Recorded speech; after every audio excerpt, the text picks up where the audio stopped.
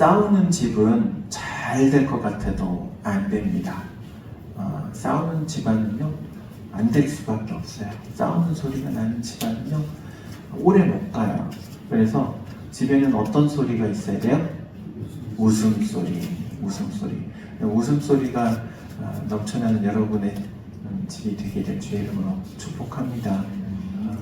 그런데 참 안 싸우고 산다는 거 쉽지 않잖아요. 그렇지 않습니까?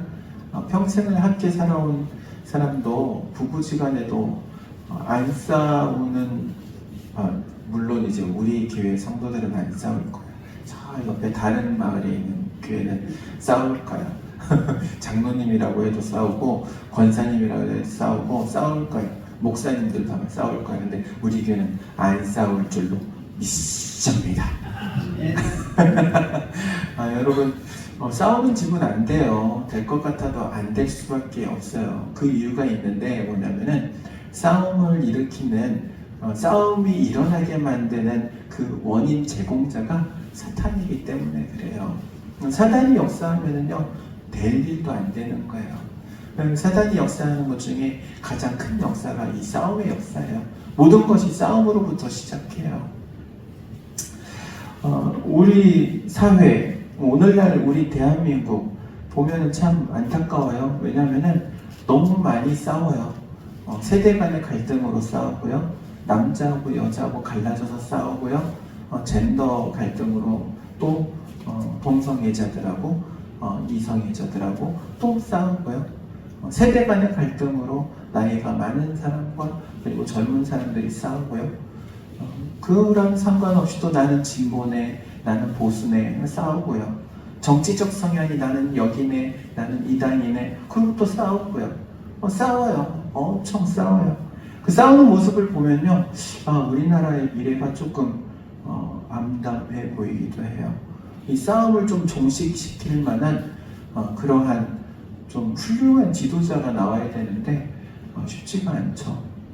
여러분, 옛말에 이런 말 있잖아요. 싸움은 말리고 흥정은 붙여라. 근데 요즘은 거꾸로 돼가지고 싸움을 붙여. 싸움을 조장해. 흥정 옆에서 말려. 계약이 다 돼가지고 사인만 하면 될 문제를 뒤엎게 만들어. 왜 될 것 같냐고요. 그렇게 해서. 이거는 근데 전반적인 우리 나라의 현상이기도 해요. 싸움을 하면요, 싸움을 하는데 그 싸움 때문에 네 종류의 사람이 있어요. 첫 번째는요, 싸움의 당사자예요. 싸움의 당사자. 재밌는 거는 처음에 어떤 원인 때문에 싸우기 시작했을 거예요. 그런데 싸우다 보면은 그 원인은 온데간데 다 까먹고 무엇 때문에 싸우는지 알아요? 감정 때문에 싸워요. 기분 나빠서 싸워요. 뭐 때문에 싸우는지도 모르고 싸워. 왜? 내 기분 나빠서 싸우는 거예요. 요즘 그래요. 그래서 여러분, 우리 학교 다닐 때 친구들 중에 이제 그런 일들이 있어요. 막 싸우잖아요. 싸우면은 막 싸움을 말리는 친구들이 있고, 근데도 막 싸움을 말리면 말릴수록 막 더 막 싸우잖아요. 이거다 이거다 그러면서 보면은 야야 나도 자 둘이 싸워 빠이 이러면은 또 둘이 또 안 싸워. 어색해져가지고 물어봐요. 도대체 뭐 때문에 싸워? 무슨 일이야? 그러면요, 말을 못해. 왜? 뭐 때문에 싸웠는지 몰라. 그거 까먹고 지금 기분이 나쁜 것만 가지고 싸우는 거예요. 싸움의 당사자들, 감정 때문에 싸우는 거죠. 그렇게 싸운 사람들 손해보는 거예요. 분명한, 물론 원인이 있을 거예요. 그리고 그 원인을 누가 제공했는지 정확하게 알 수는 없을 거예요. 왜냐하면 싸운 사람 이쪽 말 들어보면 원인 제공자가 저쪽 사람이고, 저쪽 말 들어보면 원인 제공자가 또 이쪽 사람이에요. 그렇죠. 싸움이 그런 거죠. 어쨌든 이 싸우면 당사자가 있고, 당사자들이 제일 큰 손해를 보는 겁니다. 그 두 번째는요, 옆에서 싸움을 부추기는 사람들이 있어요. 부추기는, 잘 싸운다. 그리고 싸우는 방법도 알려주고, 그리고 안 싸울 것 같으면 중간에서 오히려 싸우도록 이간도 하고, 그런 사람들이 있어요. 여러분, 이간질하는 사람이 있으면요, 그 사람이 속해 있는 조직은 조직대로 분란이 일어나는 거예요. 그 사람이 다니는 회사는 회사대로 분란이 일어나고요. 그 사람이 교회를 오면 교회도 분란이 일어나고요. 그런 사람들이 있어요. 싸움을 조장하는 사람. 그리고 이제 세 번째는요, 강 건너 불구경하는 사람들이 있어요. 싸우면 그냥 싸우는구나, 누가 이기는지 한번 이기는 편 우리 편 이러면서 구경만 해요. 말릴 생각도 안 하고. 그리고 이제 마지막으로는요, 싸움을 하면 말리는 사람들이 있어요. 야, 네가 좀 양보하지 그래. 야, 너 이제 한 주먹감도 안 되는데 때려서 뭐 하려고. 야, 네가 참아. 그리고 이쪽 가서는 야, 저희 머리 비네랑 원래 싸우는 거 아니야. 뭐 이러고 싸움을 말리는 사람이 있어요. 여러분은 어떻습니까? 여러분 자신은 어떤 부류에 들어가는 것 같아요? 싸우는 사람, 싸움을 조장하는 사람, 구경하는 사람, 말리는 사람. 맞아요. 우리 주변에 싸우는 사람이 없어가지고 싸운 거는 별로 관련이 없는 것 같아요. 그러면 제일 좋아요. 내 주변에는 도저히 싸우는 사람이 없어가지고 내가 싸우는 거를 보지도 못했다. 이러면 정말 행복한 사람이에요. 그런데 참 그러기가 쉽지 않은 거죠. 하나님께서는 그런데 중간에 중재하는 사람, 화평케 하는 사람에게 복을 주신대요. 그 사람이 복이 있는 사람이래요. 오늘 말씀에 그러잖아요. 화평케 하는 자는 복이 있나니 그래요. 화평이라는 말 뒤집어서 말하면 평화예요. 그러니까 화평 그러면은 조금 우리가 고상한 언어로 받아들이는데 그렇지 않습니다. 그냥 평화, 화평 같은 말이에요. 거꾸로 뒤집으나 엎으나 뭐 같은 말이에요. 그런데 중국의 뭐 옛날 역사 중에 그런 이야기가 있대요. 두 나라가 이제 싸움을 붙었어요. 전쟁을 하는데 이제 두 나라의 전쟁을 하면 제일 피폐해지는 게 누구예요? 백성들이잖아요. 백성들의 삶이 피폐해지는데 중간에 한 사람이 이제 나서가지고 두 나라의 왕을 찾아가서 중재를 했어요. 좀 큰 나라에 가가지고는 이 이야기를 이렇게 했다고 그래요. 아니 여기 이 국가는 만월과 그러니까 보름달과 같은 국가인데 지금 저 나라 저 초승달 같은 나라 쳐서 뭐 하겠느냐. 이 보름달 같은 나라가 좀 너그러운 마음으로 용서해줘야지. 이렇게 중재를 하니까는 이 왕이 그 얘기를 들으니까 기분이 좋은 거예요. 왜? 우리나라는 보름달 같은 나라라고 하고 저기는 조승달 같은 조그마한 나라라고 하니까 기분이 좋잖아요. 그래서 그래 그러면 내가 좀 봐줘야겠다. 그리고 좀 봐줬대요. 그런데 그 이야기가 이 조승달 그 나라의 왕의 귀에도 들린 거예요. 기분이 좋을까요? 나쁠까요? 기분 나쁘죠. 그렇지 않습니까? 근데 이제 그 사람이 또 그 나라를 가가지고 이 왕이 이제 설득을 하는데 이 왕이 처음부터 듣지도 않고 벌컥 화를 내는 거예요. 아니 저 나라는 보름달이라고 그러고 우리나라는 초승달이라고 하고 우리나라는 너무 얕잡아 보는 거 아니냐고. 그러니까 또 이 사람이 이렇게 대답했다 그래요. 이제 저 나라는 보름달이니까 저물날이 멀지 않았고 지금 이제 초승달은 앞으로 보름달이 될 일만 남았으니 당신은 가만히 있어도 보름달과 같은 나라가 될 텐데 뭘 싸우느냐고 그렇게 중재를 했다고 그래요. 여러분 중재를 한다는 것은요 어떻게 보면 참 어려운 일인데도 또 쉬운 일이기도 해요. 무엇을 가지고 중재합니까? 말을 가지고 중재하더라고요. 어떤 말을 어떻게 하느냐에 따라서 사람을 붙여가지고 싸움도 일으키지만 반대로 어떻게 말하느냐에 따라서 그 붙어있는 싸움도 화평하게 만드는 거예요. 여러분의 언어의 생활이 이 화평하게 하는 언어 생활이 되기를 주의 이름으로 축원드립니다. 이 화평이라는 단어는요 헬라어의 두 개의 단어가 이렇게 합성된 합성어예요. 하나는 에이레네, 하나는 포리오스라는 두 개의 단어인데 에이레네는 평화예요. 평안이라는 의미가 있는데 이 단어하고 그리고 포이에스 이 말은 포이에오에서 이제 비롯된 말인데 만들다라는 말이에요. 만들다. 그러니까 뭐를 만드는 거예요? 평화를 만드는 거예요. 그러니까 이거는요 어떻게 보면은 평화를 뭐 사모하고 평화를 생각하고 이런 의미보다는 적극적으로 내가 나서가지고 평화를 이루기 위해서 노력하는 그런 의미가 있는 거예요. 그래서 평화를 만들기 위해서 적극적으로 어떤 액션을 취하는 그 사람에 대해서 지금 화평케 하는 자라고 말씀하고 있는 거예요. 단순히 그냥 평화를 좋아하고 평안을 사모하고 평안을 바라는 이 범주를 넘어와서 그 평화를 위해서 행동하는 사람. 그럼 도대체 이 화평하게 하기 위해서, 평화롭게 하기 위해서 무엇이 필요한가? 우리에게 무엇이 필요한가를 한번 짚어볼 필요가 있어요. 첫 번째는요, 힘이 필요해요. 힘. 그런데 힘이 필요하긴 하지만 그 힘을 사리사욕을 위해서 채워서는 안 돼요. 분명한 거는요, 여러분 힘 있는 사람 얘기 듣잖아요. 미국이라는 강대국이 스스로 말하잖아요. 세계의 경찰이다. 미국은 세계의 경찰 역할을 하고 있다. 여러분 언제 미국한테 경찰로 임명한 적 있습니까? 없잖아요. 그런데 스스로를 그렇게 생각하는 거예요. 그러면서 강력한 군사력을 가지고 딱 이렇게 나라들을 이렇게 질서를 좀 이렇게 잡는다고 해야 될까요? 그런데 그 가운데 미국의 어떤 사리사욕이 안 들어가면 좋은데 인간이 그러지 않잖아요. 인간이 그럴 수가 없잖아요. 욕심이 들어가게 돼 있잖아요.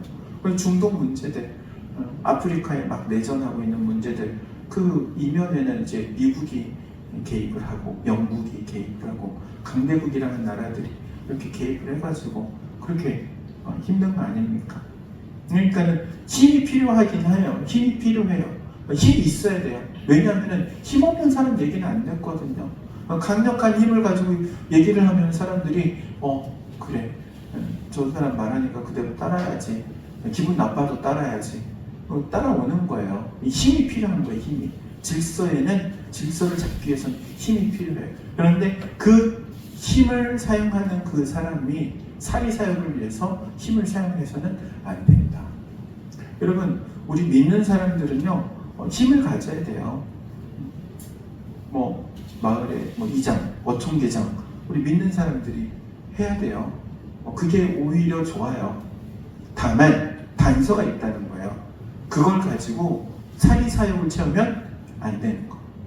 공평하고 사람들이 보았을 때 다 납득할 만한 그게 필요하다는 거예요. 여러분 러시아하고 우크라이나 전쟁 치르고 있잖아요. 그런데 러시아에서는요 뭐라고 말하냐면은 우크라이나한테 말해요. 야 지금이라도 괜찮으니까 우리 평화협정 맺고 이제 전쟁 그만하자 그래요. 그런데 우크라이나 입장에서는 지금 피해를 많이 받잖아요. 그리고 지금 계속 전쟁을 치르면은 피해는 계속해서 늘어나잖아요. 그럼에도 불구하고 우크라이나는 전쟁을 하겠다고 그래요? 안 하겠다고 그래요? 하겠다고 그래요. 왜 하겠다고 그래요? 땅을 빼앗겼기 때문에 그래요. 원래 내가 가지고 있는 땅을 러시아한테 빼앗겼어. 빼앗겼는데 그 땅을 돌려준다고 하면서 원상 복귀한다고 해주면서 평화협정을 맺자 이러면 모르는데 땅은 빼앗아가고 야 이제 그만해 전쟁 그만하자 이러면은 피해자인데 어떻게 피해자 입장에서 그 전쟁을 그만둘 수 있겠어요? 그렇잖아요. 이게 일례를 보여주는 거예요. 여러분 힘은 있어야 돼요. 그리스도인이 힘 있는 자리에 가야 돼요. 그런데 힘 있는 자리에 가서 공평무사하게 그 힘을 사용해야 되는 거예요. 그리고 두 번째는요, 그렇게 힘이 있는 자리에서 갖춰야 될 것들이 있어요. 겸손. 겸손해야 하는데, 그런데 그 겸손에는요, 비겁하거나 자기 비하를 하면 안 돼요. 여러분, 겸손은 물론 이제 교만의 반대말로 많이들 생각을 하기 때문에 항상 내가 나를 낮아지고 낮추고 엎드리고 틀린 말은 아니에요. 그런데 내가 낮추더라도 무엇을 가지고 낮춰야 되냐면 그냥 낮추는 게 아니에요. 자존감을 가진 상태에서 낮추는 거예요. 내가 못나서가 아니잖아요. 내가 저 사람에게 뭐 굽혀가지고 저 사람한테 무언가를 얻기 위해서도 아니란 말이에요. 그냥 내가 있는 이 자리에서 이 자리가 주는 힘이 있기는 하지만 이 힘을 내가 나를 위해서 쓰지 않겠습니다 라는 것을 보여주는 게 그렇게 낮추는 거거든요. 겸손함으로. 하지만 그 힘은 바르게 사용하는 거예요. 요즘은 그런다고 하잖아요. 사람들이 손해를 보지 않으려고 해요. 0.01도 손해를 보지 않으려고 해요. 그래서 어느 정도냐면은 예전에는 뭐 이렇게 문제가 있어요. 그러면은 미안해요. 내가 잘못했네. 그럼 사과하면 그래. 그래. 다음부터는 이런 일이 없게 조심하자. 화해하고 보통 끝났어요. 그런데 요즘은요. 절대로 잘못한 사람도 잘못했다는 얘기를 안 하고 안 하는 이유가 있어요. 왜 안 하는지 아세요? 잘못했다고 말하면은 그것을 그냥 받아들이고 화해하고 끝내지 않기 때문에. 잘못했다고 말하는 순간 소송이 들어가네. 너 잘못했다고 너 인정했지? 얘나 이거나 한번 먹어봐라. 뭐 소송을 걸어. 그래가지고 그 사람한테 뭐 이렇게 위자료를 얻어내. 사회가 그렇게 바뀌었네. 그러니까는 사람들이 절대로 미안하다는 얘기를 하네. 미안하다는 얘기를 하네. 한마디 미안합니다. 제가 잘못했습니다.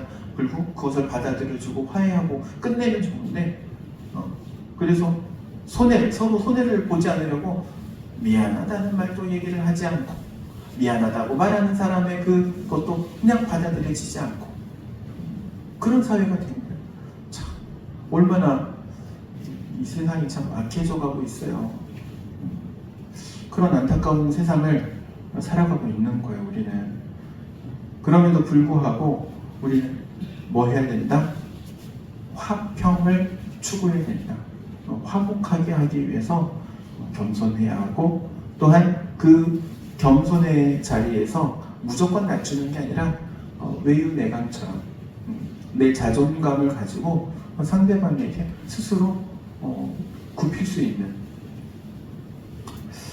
그리고 마지막 세 번째로는요, 희생할 수 있는 사랑이 있어야 되는 거예요.